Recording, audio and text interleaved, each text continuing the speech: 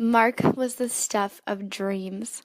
Kind, caring, attentive, enough to make all of my friends jealous. But today, something horrible happened. Something that I wouldn't wish on even my worst enemy. I found out something about Mark that will forever change my opinion about him, and my ability to trust men has been forever shattered. Shortly after dinner, my best friend Jessica called me and told me that she has some information to share with me about Mark. I begged her to just tell me over the phone, but she insisted that it had to be in person. So, we met up an hour later at the Jitterbug Cafe, our favorite Java spot to sip cappuccino and check out acoustic guitar music on a Friday night. However, tonight the sound of acoustic guitar music will be replaced with the sound of tears, sniffling, tissues being removed from the tissue packets, and other sounds that indicate that something sad is happening. It was there at that cafe that Jessica told me the bad news. Mark is actually just a couple of old hot dogs inside of a very tiny mohair sweater. At first, I couldn't believe the words she was saying as they were coming out of her mouth. I mean, I'd heard of this happening to other girls, but I never thought it would happen to me. But the more I thought about it, the clues all started to add up.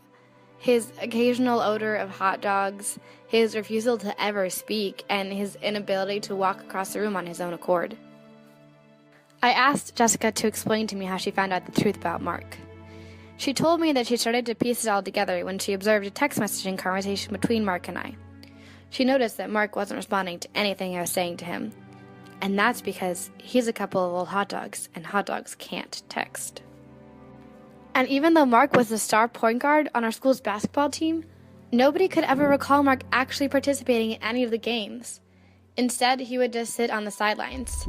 Typical behavior for a person that is not really a person, but really just a couple of generic hot dogs inside of a mini sweater. But perhaps the most revealing moment was last week at Nolan's bonfire, when Mark was actually mistaken for a pack of hot dogs. We all laughed it off. How hilarious! Rachel just thought Mark was a pack of hot dogs. Maybe take it easy on the buzz juice, Rachel.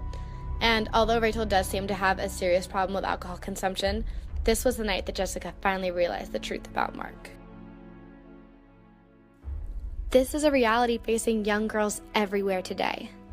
Somewhere out there, someone is knitting tiny little mohair sweaters, filling them with stinky old hot dogs, and then putting them into circulation as real people. Often they go ignored, faceless in an endless sea of people.